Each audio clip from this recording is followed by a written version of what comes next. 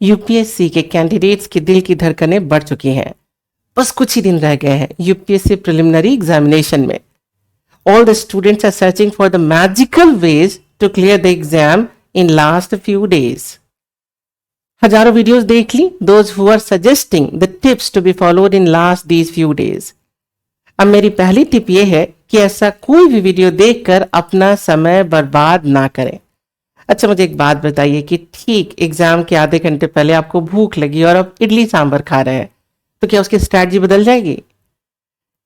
जैसे खाना हमारी बॉडी के लिए है, वैसे ही पढ़ाई हमारे दिमाग के लिए है और उसकी स्ट्रैटेजी कभी नहीं बदलती। आप जब भी पढ़ेंगे अच्छे से समझकर और तसल्ली से पढ़ेंगे, तो आपका ज्यादा से ज्यादा समय जाना चाहिए आपके एग्जाम के प्रिपरेशन में और स्टडी एरिया को कवर करने में, ना कि वीडियोस देखने में। दूसरी बात, हजारों ऐसी वीडियोस आ गई हैं जिसमें वो बता रहे हैं समय कैसे बचा पाएंगे। आपको नहीं लगता है कि इस समय बचाने की कोशिश में इन वीडियोस को देखकर आपने उससे ज्यादा समय बर्बाद कर दिया है? हजारों ऐसे वीडियोस, हजारों इंस्ट्रक्टर हैं जो बच्चों को बोल रहे हैं कि तुम्हें डरना नहीं है। अपना दिमाग लगाइए, यूपीएससी दुनिया का सबसे बड़ा एग्जाम है, डर तो लगेगा, दिस इज वेरी नेचुरल। जब आपको पता होता है कि आपके साथ कोई प्रॉब्लम हुई है, तब आप उस बात का सोल्यूशन खोजते हैं। तो आप मान लीजिए कि इतने बड़े एग्जाम में डर लगेगा, आपको करना बस इतना है कि आपको बाकी लोगों से थोड़ा कम डरना है, आपको बाकी लोगों से थोड़ा ज्यादा मोटिवेट होना है। अगर सब लोगों की पढ़ाई कम पड़ रही हो प्रेशर के कारण, तो आपको बाकी लोगों से थोड़ा ज्यादा पढ़ना है। बहुत सारे ऐसे इंस्ट्रक्टर्स और वीडियोस हैं जो बता रहे हैं एविडेंस बेस्ड स्ट्रैटेजी क्या है। अब एक सिंपल सी बात समझ लीजिए कि 6 साल पहले, 4 साल पहले यूपीएससी ने जिस टाइप का भी सवाल पूछा था, इसकी कोई प्रोबेबिलिटी नहीं है कि यूपीएससी आने वाले एग्जाम में उस पैटर्न को फॉलो करेगा, क्योंकि यूपीएससी का एक सिंपल पैटर्न है कि वो पैटर्न एस्टैब्लिश नहीं होने देता है। हाँ, प्रीवियस ईयर क्वेश्चंस को देखकर जरूर आपको इंपॉर्टेंट एरियाज का पता चलता है। अब एक और भी बात समझिए, जब आप यूपीएससी के लिए पढ़ रहे हैं, आपके पास कम दिन है, तो आपको यह पता करने की जरूरत है कि जरूरी दिखने वाली चीज कौन सी है और एग्जाम के लिए अभी रेलेवेंट चीज कौन सी है। देखिए, इंडिया पाकिस्तान कॉन्फ्लिक्ट अभी बहुत न्यूज में था, बहुत सारे बच्चों ने बहुत सारा समय इस पे लगा दिया। कई जगह पर एक्सपर्ट्स और इंस्ट्रक्टर ने लंबी लंबी डिस्कशंस कर डाली कि एयर डिफेंस सिस्टम क्या होता है, बाकी की चीजें कैसे थी। अब एक बात मुझे बताइए कि आपको नहीं लगता है कि यूपीएससी प्रीलिम्स का पेपर अभी तक सेट हो चुका हुआ होगा? और शायद ये जो इश्यू है वो मेंस के लिए ज्यादा जरूरी है। अगर आपने 1 घंटे का टाइम एयर डिफेंस सिस्टम को जानने में लगा दिया, तो एक सवाल, ऑब्जेक्टिव सवाल की उम्मीद आप कर सकते हैं, वो भी अगर यूपीएससी ने पहले से प्लान कर रखा हो। इससे लिखने के लिए तो आएगा नहीं एयर डिफेंस सिस्टम पर। शायद इस न्यूज से ज्यादा कोई और न्यूज आपके लिए ज्यादा जरूरी हो सकती थी, जो सोशल इश्यू से कनेक्टेड हो, जो पॉलिटी से कनेक्टेड हो, शायद साइंस एंड टेक से कनेक्टेड हो, जैसे नेक्स्ट जनरेशन लॉन्च व्हीकल। बहुत सारे इंपॉर्टेंट सवाल हो सकते हैं आपके प्रीलिम्स में कि इसकी पेलोड कैपेसिटी क्यों ज्यादा है, सेमी क्रायोजेनिक टेक्नोलॉजी क्या होती है, इंडियन स्पेस स्टेशन को बनाने में ये कैसे हमारी हेल्प कर सकता है, ढेर सारे सवाल। सो क्या जरूरी दिख रहा है, उससे ज्यादा इस बात पे फोकस करिए कि अभी आपके एग्जाम के लिए क्या ज्यादा रेलेवेंट है।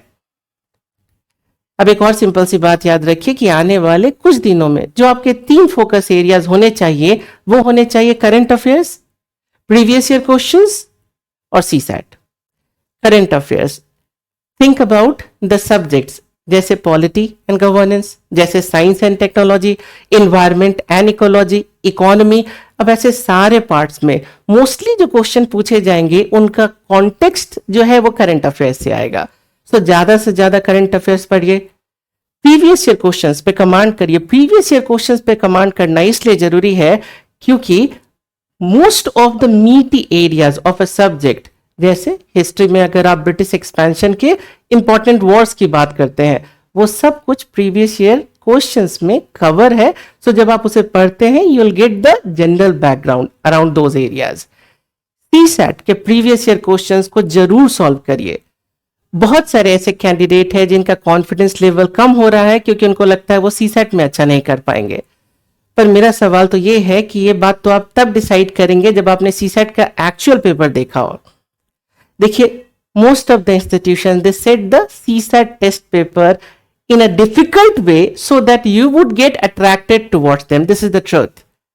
तो जब आप यूपीएससी के एक्चुअल पेपर सॉल्व करते हैं तो आपको एक बात पता चलती है कि शायद यूपीएससी इतना खतरनाक सीसेट भी नहीं पूछता है।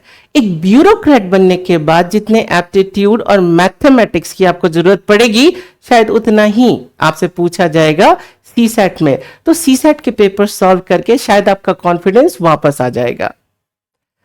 पढ़ाई के साथ आपको इस बात का ध्यान रखना है कि आप बहुत अच्छा खाना खाएं, न्यूट्रिशियस खाना खाएं। एक बार में ज्यादा मत खाइए, कई बार में थोड़ा थोड़ा करके ज्यादा खाना खाइए, टुकड़ों में तोड़कर खाइए। You will always be alert. आप ज्यादा अलर्ट रहेंगे, आपके एनर्जी का लेवल मेंटेन रहेगा, आपके ग्लूकोज का लेवल आपके ब्लड में जब मेंटेन होता है तो आप हमेशा ज्यादा अलर्ट होकर पढ़ाई करते हैं। जब एक बार में ज्यादा नहीं खाना खाएंगे तो आप लेथार्जिक फील नहीं करेंगे। कॉफी ज्यादा मत पीजिए। बहुत सारे कैंडिडेट्स क्या गलती करते हैं कि अभी ज्यादा से ज्यादा जागने की कोशिश में ढेर सारी कॉफी पी जाते हैं। पर याद रखिए, जब बहुत कॉफी आप पिएंगे तो कैफीन का अमाउंट बढ़ जाएगा, और जब कैफीन बहुत बढ़ जाएगा तो आपको नींद आनी बंद हो जाएगी, और जब आपको नींद आनी बंद हो जाएगी तो आपको चीजें याद रहनी भी बंद हो जाएगी। आप पहले से ज्यादा मुश्किल में फंस जाएंगे।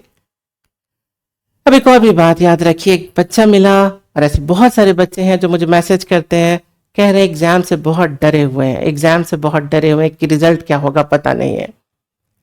अब एक सिंपल सी बात याद रखिए, ऐसा कहा जाता है, संस्कृत में एक बात कही जाती है कि सा विद्या या विमुक्ते, विद्या वही है जो आपको मुक्त कर दे।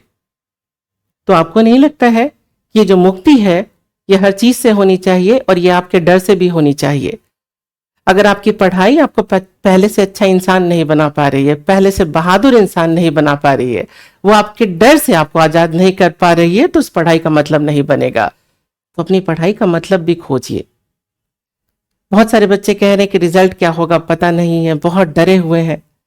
अब मुझे एक बात बताइए, क्या महाराणा प्रताप को आप हल्दी घाटी के लड़ाई में उनके लड़ाई के लिए जानते हैं, या हल्दी घाटी के लड़ाई के रिजल्ट के लिए जानते हैं?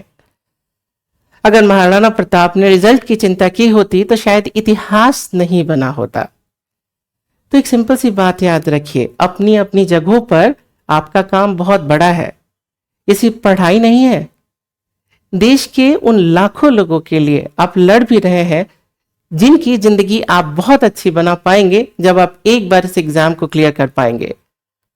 जब तक इस एग्जाम में आप अपने रिजल्ट के लिए परेशान हैं, आप हमेशा डरे रहेंगे।